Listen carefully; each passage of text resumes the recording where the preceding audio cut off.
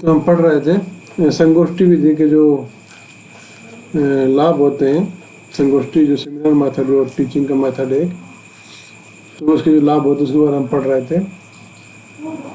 Class कुछ तकनीकी समस्याओं की वजह से बीच में कट हो गई थी पिछली क्लास, वो हम इस क्लास में आगे कंटिन्यू करेंगे। इसके लाभ क्या है इसमें? ये एक लाभ इसका है कि इस विधि में प्रशिक्षुओं को व्यवहारिक से सामूहिक नेतृत्व का यानी व्यवहारिक रूप से सामूहिक नेतृत्व का अवसर मिलता है, जिससे वह अपने विश्लेषणात्मक कौशल का उपयोग निष्कर्ष पर पहुंचने या समस्या समाधान में कर सकते हैं। इसका मतलब अर्थ क्या है? इसका अर्थ है कि जो इसमें भागीदार होते हैं, भाग लेने वाले छात्र व्यक्ति इसमें भाग लेने वाले होते हैं, व्यवहारिक रूप से सामूहिक नेतृत्व करते हैं। ऐसा करने का उनको अवसर मिलता है। व्यवहारिक रूप से सामूहिक यानी कि वही तो पेपर तैयार करते हैं, सामूहिक रूप से। तो इस वजह से इसको बोल दिया गया कि व्यवहारिक रूप से सामूहिक नेतृत्व का अवसर मिलता है। और पेपर तैयार करने की जो विधि होती है, इसमें वो गहराई से सोचते हैं, गहराई से सोच विचार करते हैं, विश्लेषण करते हैं। यानी विश्लेषण का मतलब होता है एनालिसिस बोलते हैं, विश्लेषण को इंग्लिश में बोलते हैं एनालिसिस, यानी कि उस विषय को कई अलग अलग भागों में बांटकर उस पर गहराई से विचार करते हैं, फिर उस पर अपनी राय देते हैं, मत देते हैं, जो भी निर्णय लेना होता है वो सब करते हैं। तो इससे क्या होता है? इससे उनके जो विश्लेषण का जो कौशल होता है, विश्लेषण का कौशल उनका विकसित होता है। इसमें निष्कर्ष पर पहुंचना होता है, तो निर्णय लेने वाला फिर निष्कर्ष तक पहुंचने का जो कौशल होता है वो विकसित होता है। और इसमें अगर कोई समस्या है तो उसको समाधान में निकालना होता है, तो इस समस्या समाधान की प्रक्रिया में ही वो एनालिसिस करते हैं, निष्कर्ष तक पहुंचते हैं। तो इससे समस्या समाधान की का जो कौशल होता है वो भी उनका विकसित होता है। ये यहाँ पर लिखा हुआ है। और ये तो हो गया लाभ। इसमें कुछ सीमाएं भी हैं, उस सीमाएं कौन कौन सी वो देखते हैं हम।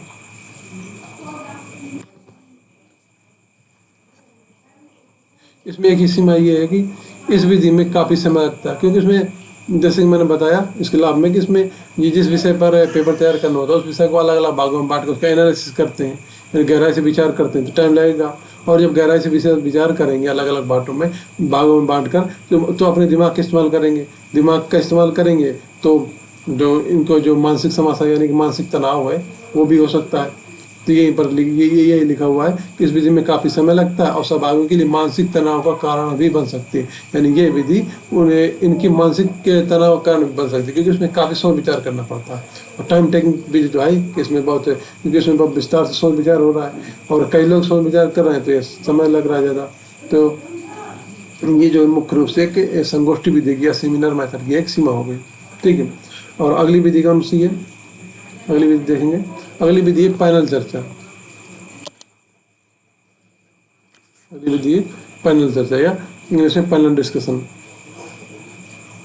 इसमें क्या होता है?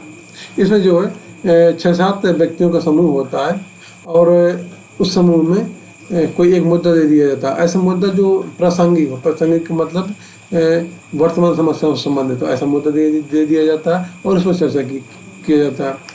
ये होता है इसमें पैनल डिस्कशन में। तो इसमें जो है इसकी जो प्रक्रिया होती है, इसमें जो टीचर रहेगा या फिर पैनल का जो अध्यक्ष रहेगा वो ऐसे लोगों का या ऐसे छात्रों का चयन करेगा जो गहराई से सोच विचार कर सके, ऐसे विद्यार्थी चयन करें जो प्रभावी ढंग से सोच सकते हों और जिस विषय पर सोचना उस विषय को अलग अलग भागों में बांट कर उसके प्रत्येक पहलू पर गहराई से विचार कर सकें और अपनी राय उस पर या उसके सभी पहलुओं पर दे सकें। और इसके अंतर्गत जो अध्यक्ष या शिक्षक होता है वह भी उस विषय पर चर्चा करने के लिए तैयार होना चाहिए, यानी वो भी उस पर चर्चा करने के लिए अपनी राय देने के लिए तैयार होना चाहिए। और इसके लाभ क्या होते हैं पैनल डिस्कशन के, हम देखेंगे। लाभ और सीमा वो दोनों देखेंगे। इसमें एक लाभ तो ये होता है मुख्य रूप से कि ये विधि सामान्यतः सामाजिक रूप से प्रासंगिक मुद्दों के लिए उपयोगी होती है, यानी कि वर्तमान में जो समस्याएं हैं, जो वास्तविक समस्याएं हैं, उन पर पैनल बनाया जाता और उस पर चर्चा होती है। जैसे कि उदाहरण के लिए हम जलवायु परिवर्तन पर ले लिया गया कि जलवायु परिवर्तन के मुद्दे पर पैनल बनाया गया और उस पर चर्चा करना। जलवायु परिवर्तन एक प्रासंगिक मुद्दा आज के समय की बहुत बड़ी समस्या है, पूरे दुनिया के लिए। तो इससे क्या, इससे जो है समाज के प्रत्येक वर्ग है, प्रत्येक लोग है, और खासकर पिछड़े हुए लोग और आर्थिक रूप से जो कमजोर लोग हैं, वंचित लोग हैं, वो प्रभावित हो रहे हैं जलवायु परिवर्तन से। तो अगर इस पर कोई चर्चा होती है, कोई डिसीजन लिया जाता है, तो उनको लाभ होगा। तो वही यहाँ पर बोला गया है कि ये लाभ होगा, ये के लाभ के रूप में हम रखेंगे कि इस विधि में समानता सामाजिक रूप से प्रासंगिक मुद्दों के लिए जब चर्चा होती थी, सामाजिक रूप से प्रासंगिक मुद्दों के लिए यह विधि उपयोगी है। इसको हम लाभ के रूप में लिखेंगे, लाभ के रूप में रखेंगे, क्योंकि समाज के जो आम वर्ग होते हैं, आम में लोग होते हैं, आम वर्ग के अंतर्गत जो लोग आते हैं, कॉमन पर्सन आते हैं, उनसे संबंधित जो मुद्दे होते हैं उन पर चर्चा किया जाता है पैनल डिस्कशन में। तो इस वजह से क्या हुआ, ये एक लाभ के रूप में हम मानेंगे। इसकी सीमाएं भी होती हैं, कुछ सीमाएं कौन सी, इसमें विशेषज्ञों को एक मंच पर लाना कठिन कार्य होता है। यानी कि इसमें विशेषज्ञ जो जैसे जलवायु परिवर्तन के मुद्दे पर डिस्कशन करना है, तो जलवायु परिवर्तन का जो विशेषज्ञ होगा उसको लाया जाएगा, उसको अध्यक्ष बनाया जाएगा और बाकी लोग उसमें भागीदार हो करेंगे। तो उस विषय से संबंधित भागीदार क्या कहते हैं, विशेषज्ञ को लाना कठिन कार्य तो हो गया, क्योंकि वो विशेषज्ञ क्यों आएगा, उसको कुछ लाभ होगा तभी तो आएगा, उसको फीस देनी पड़ेगी, उसका समय जब देगा तब अपना टाइम निकाल के तब वही आ सकता है। तो ये क्या हुआ, कठिन कार्य हो गया उस विशेषज्ञ को लाना मंच पर। दी जो है इसकी एक सीमा हो गई। इसके बाद अब अगली विधि देखेंगे। अगली विधि कौन सी है, अगली विधि पात्र अभिनय यानी कि रोल प्ले करने वाली विधि। यानी कि रोल प्ले करके द्वारा यहाँ पर छात्र सीखते हैं, या फिर इसको बोल दिया अनुकरण, यानी अनुकरण करके, नकल कर रहे हैं, सेम टू सेम उसका वैसे ही एक्टिंग कर रहे हैं, तो अनुकरण करके सीख रहे हैं। भूमिका निर्वाह यानी कि जिसको इंग्लिश हम बोलते हैं रोल प्ले, ऐसा करके यहाँ पर छात्र सीखते हैं। इसमें क्या होता है, इसमें जो है कोई विषय जो लिया जाएगा तो वो विषय किसी से भी संबंधित हो सकता है। जैसे साहित्यिक विषय हो सकता है, जैसे प्रेमचंद की कहानियों को नाटक के रूप में कर रहे हैं छात्र, उसे सीख रहे हैं, तो साहित्यिक विषय हो गया। कोई ऐतिहासिक घटना हो गई, जैसे कि जो भारत स्वतंत्र संघर्ष था, उसमें जो 1942 का भारत छोड़ो आंदोलन था, उसमें कोई एक घटना ले लिया, उस घटना संबंधित जो अलग अलग रोल है उन छात्रों को अलग अलग छात्रों को दे दिया गया और उस संबंधित एक नाटक करना। तो एक ऐतिहासिक घटना संबंधित हो सकता है ये रोल प्ले या पात्र अभिनय। वर्तमान या काल्पनिक घटनाओं से संबंधित हो सकता है, यानी कि वर्तमान में जो समस्या है, या फिर कोई हमने कहानी बना ली, जैसे फिल्में बनती हैं, फिल्म में काल्पनिक कोई कहानी, जो राइटर होता है वो कोई कहानी लिखता है सोच कर, उस पर फिल्में बनती हैं। तो ऐसी कोई काल्पनिक कहानी बना लिया, काल्पनिक घटना बना लिया गई, या फिर वर्तमान में जो समस्याएं हैं, जैसे कि साफ़ सफाई संबंधित जो समस्याएं हैं, लोगों को जागरूक करना है कि वो लोग अपने मोहल्ले में साफ़ सफाई रखें, गंदे खुले में कचरा ना फेंकें, इस संबंधित कोई जागरूकता के लिए कोई नाटक करना, नुक्कड़ नाटक करना है स्कूल के छात्रों द्वारा। तो उसके लिए कोई एक नाटक लिखा गया, उस पर छात्रों को अभिनय करना है। तो ऐसा ये सभी चीज़ें हो सकती हैं। तो इन किसी भी विषय से संबंधित चीज़ों को लेकर, किसी भी संबंधित कहानी को लेकर उसका नाटकीय रूपांतर कर दिया जाता है। किसमें, पात्र अभिनय या रोल प्लेइंग जो विधि होती है सीखने की, इस विधि के अंतर्गत इनमें जैसे साहित्यिक या ऐतिहासिक या वर्तमान या काल्पनिक घटनाओं का नाटकीय रूपांतर कर दिया जाता है। और इसमें जो है जो भी विद्यार्थी भाग लेते हैं, उन सभी को अलग अलग पात्रों का रोल दे दिया जाता है। तो वो अलग अलग पात्रों का रोल अदा करते हैं या भूमिका अदा करते हैं, वो यहाँ पर लिखा हुआ है। इसमें विद्यार्थी अलग अलग पात्रों की भूमिका अदा करता है और इससे उनको प्रत्यक्ष अनुभव होता है। किसको, जो छात्र है जिस पात्र का अभिनय कर रहा है, तो उस पात्र के विशेषताओं के बारे में, उसके गुणों का जो है उसको प्रत्यक्ष अनुभव होगा और उसके मानवीय कौशल का भी बेहतर विकास हो गया, उसके मानवीय कौशल भी विकसित होगा। किसका, उस छात्र का मानवीय कौशल किस प्रकार विकसित होगा, क्योंकि जिस पात्र का वह अभिनय कर रहा है, रोल कर रहा है, तो उसने के अंदर के जो विकार करने होंगे, तो वह उससे एक मानव के जीवन में जो दिन प्रतिदिन घटनाएं होती हैं, जिन समस्याओं से उसको सामना करना पड़ता है, तो वह वैसा उसको करना पड़ेगा। तो जो इन समस्याओं का सामना करने के लिए, समस्याओं से निपटने के लिए मानवीय कौशल की आवश्यकता होगी, उसका वो भी अभिनय करेगा, जिससे उसके मानवीय कौशल में कुछ सुधार और कुछ परिमार्जन या फिर क्या कि विकास आया ना, जो मानवीय कौशल होना चाहिए एक व्यक्ति में, उसके उस छात्र के यानी रोल प्ले करने वाले छात्र के मानवीय कौशल को सुधार आएगा, बेहतर होगा, तो वही लिखा हुआ है। और इसमें लाभ कौन कौन से होते हैं? इसका एक लाभ ये होगा कि वास्तविक जीवन की स्थितियों की झलक प्रस्तुत होती होगी। नाटक के माध्यम से दिखाया जाता है कि अगर कोई वर्तमान समस्या से संबंधित कोई नाटक होगा तो उस नाटक में दिखाया जाएगा कि हमारे समाज में वर्तमान में कौन कौन समस्या है, इनका समाधान कैसा होना चाहिए। तो वही यहाँ पर लिखा है कि ये वास्तविक जीवन की स्थितियों की एक झलक प्रस्तुत करती है। कौन सी ये विधि, जो सीखने की विधि है, रोल प्ले वाली। और कौन से इसमें लाभ है? और इसमें लाभ ये है कि इसमें समूह का प्रत्येक सदस्य भाग लेता है।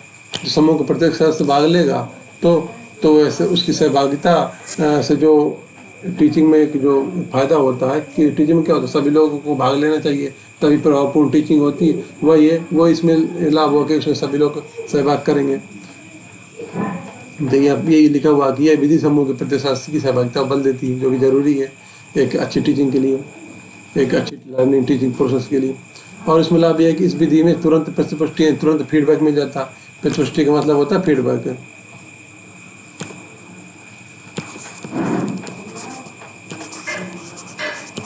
इसमें तुरंत फीडबैक मिल जाता है। कैसे? जैसे किसी छात्र ने अपना रोल खत्म किया, रोल खत्म करने के बाद जो देखने वाला होगा बता देगा कि तुमने अच्छा रोल किया है, उसका नहीं सही किया, क्या क्या कमियां रह गई हैं। तो इस प्रकार तुरंत उसको फीडबैक मिल गया।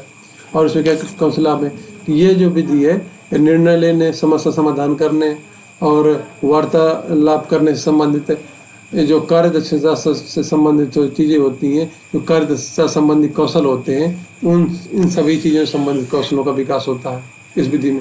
यानी निर्णय लेने का जो कौशल होना चाहिए एक व्यक्ति में, समस्या समाधान करने का जो कौशल होना चाहिए, वार्तालाप करने संबंधित जो व्यक्ति में कौशल होना चाहिए, किसी कार्य को प्रभावी तरीके से कैसे किया जाए, कार्यदक्षता पूर्वक कोई कार्य कैसे किया जाए, इस संबंधी जो कौशल होगा, इन सभी कौशलों का विकास होता है इसके अंतर्गत। ऐसा क्यों होता है? क्योंकि जो रोल करने वाला विद्यार्थी है वह उस कैरेक्टर में, जिस कैरेक्टर में होगा, जिस व्यक्ति का रोल कर रहा होगा, उस संबंधित समस्याओं, उसके गुण विशेषताओं, उन सब का अनुभव करेगा। और उसने उन समस्याओं को हल कैसे किया, तो जो भी उसमें हल करने में जो भी प्रक्रिया होगी उसका वो पालन करेगा, उन सभी का वो रोल करेगा, मतलब रोल के अंतर्गत उन सभी कामों करेगा। उन सभी कामों करने में ये निर्णय भी लेना पड़ेगा, समस्या समाधान भी करना पड़ेगा, वार्तालाप भी तो करना ही पड़ेगा, नाटक में बोलना तो पड़ता ही है, और कोई काम प्रभावी तरीके से कैसे करना वो भी सब करना पड़ेगा। तो इससे क्या होगा? इससे उस विद्यार्थी की इन सब चीज़ों से संबंधित जो कौशल होगा वो और निखरेगा और विकसित होगा। ये लाभ हो गया। एक लाभ और है कि इस विधि में सहभागियों के दृष्टिकोण को बदलने में प्रभाव पूर्ण तरीके से इस विधि का इस्तेमाल किया जा सकता है। यानी कि कोई सहभागी है, अगर उसको दृष्टिकोण बदलने की आवश्यकता है तब तो उसको कोई ऐसा रोल दे दिया गया कि वह उसके जो आदत है, व्यवहार, उसके जो दृष्टिकोण है, वह उसके बदलने में सहायक हो। उदाहरण से समझाऊं तो जैसे कोई छात्र है, वह बहुत गुस्सा है, उसको एक नाटक में ऐसा रोल दे दिया गया कि उसको गुस्सा करने से जिससे जो रोल कर रहा है नाटक कहानी में या फिर नाटक में जिस व्यक्ति का रोल कर रहा है, तो गुस्सा करने से उसको बहुत नुकसान हुआ, उसको ऐसा रोल दे दिया गया। तो उसने ऐसा रोल किया तो उसने अनुभव किया कि उसको गुस्सा करने से बहुत लॉस हुआ। तो वो सोचेगा कि मैं भी तो ऐसा करता हूँ, कहीं मुझे न बहुत लॉस हो जाए, तो क्या होगा? अपने गुस्सा करने दृष्टिकोण परिवर्तित करने का प्रयास करेगा। तो ये लिखा हुआ है कि इससे जो सहभागी हैं उनको दृष्टिकोण को बदलने में प्रभावपूर्ण भूमिका निभा सकती है विधि। तो ये जो है इसके लाभ होगा। इसकी जो सीमाएं भी हैं वो हम देखते हैं। सीमाएं कौन सी हैं? इसकी सीमाएं में एक सीमा तो ये हो गई कि इसके जो रिजल्ट हैं वो अनप्रेडिक्टेबल होते हैं, यानी अप्रत्याशित होते हैं। यानी पहले से बिल्कुल अनुमान नहीं लगाया सकता, पूरी तरह से कन्फर्म नहीं हुआ जा सकता कि ये रोल करने के बाद यही परिणाम निकलेंगे, यानी ये कहानी करने के बाद ये परिणाम निकलेंगे।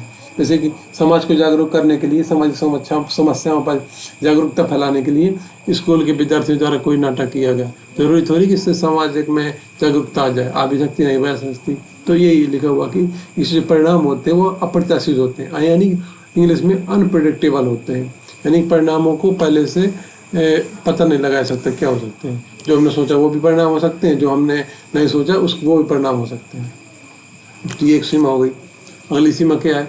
अगली इसकी लिमिट है कि प्राय वास्तविक जीवन की परिस्थितियों की भूमिका निभाने से अधिक जटिल होती है। यानी जो वो वास्तविक जीवन की परिस्थितियाँ होती हैं वह भूमिका निभाने से अधिक जटिल होती हैं। यानी जो वास्तव में जो घटना हुई थी कभी या फिर वर्तमान में हो रही है, और जो स्टेज पर जो व्यक्ति उस घटना का नाटक कर रहा है, वह दोनों सेम थोड़ी हो, बहुत अंतर हो। जो नाटक कर रहा है वो उतना अनुभव नहीं करेगा, कुछ अनुभव कर सकता है, लेकिन जो नाटक कर रहा है वो सिर्फ नाटक ही होगा, वो सच में नहीं होगा। लेकिन जो सच में हो रहा है वो उसका अनुभव, जो सच में जो व्यक्ति समस्याओं का अनुभव कर रहा है वो अलग ही अनुभव होगा, वो दूसरा ही प्रकार होगा। जो नाटक कर रहा है उसकी स्थितियाँ अलग होंगी, क्योंकि वो मंच पर नाटक हो रहा है, उसकी परिस्थिति सब बनाई है, सब बनावटी है। और जो वास्तव में जो परिस्थितियाँ, जो वास्तव में जो समस्याएं हैं वो अलग होंगी। तो ये यही बोला कि जो वास्तविक जीवन की परिस्थितियाँ हैं वो भूमिका निभाने से बहुत ज़्यादा जटिल होती हैं। भूमिका निभाने से जटिल नहीं होता, वास्तविक जीवन की परिस्थितियाँ ज़्यादा जटिल होती हैं। तो ये, और इसकी एक लिमिट और कौन सी है कि इस विधि में पर्याप्त मात्रा में संसाधनों की जरूरत होती है। यानी कि यहाँ पे इसमें पैसा लगता है काफ़ी, मतलब चीज़ें लगेंगी तो उसके लिए पैसा खर्चा होगा, क्योंकि स्टेज बनाना पड़ेगा, जो भी रोल है उनके कॉस्ट्यूम यानी कि उनके ड्रेस और माइक, जितने भी चीज़ लगती हैं एक थिएटर में, वो सब चीज़ें इकट्ठी करनी पड़ेंगी। तो इसमें पैसा खर्चा होगा। तो वही बोल रहा कि इसमें संसाधनों की आवश्यकता होती है। ठीक है, ये हमने आज इस क्लास में पढ़ा कि अध्यापक केंद्रित और मिश्रित शिक्षण पद्धतियों के अंतर्गत कौन कौन सी शिक्षण विधियाँ होती हैं, टीचिंग मेथड्स होती हैं, और इससे संबंधित मैं क्वेश्चन कराऊंगा अगली क्लास में।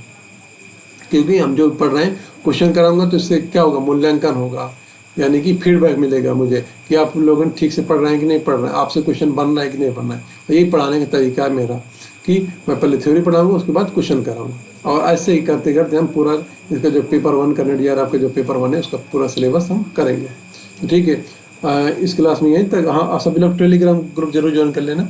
टेलीग्राम ग्रुप का जो नाम है, आप टेलीग्राम में जाके सर्च बॉक्स में डालेंगे @ स्मॉल लेटर में ग्रामीण GRAMINABH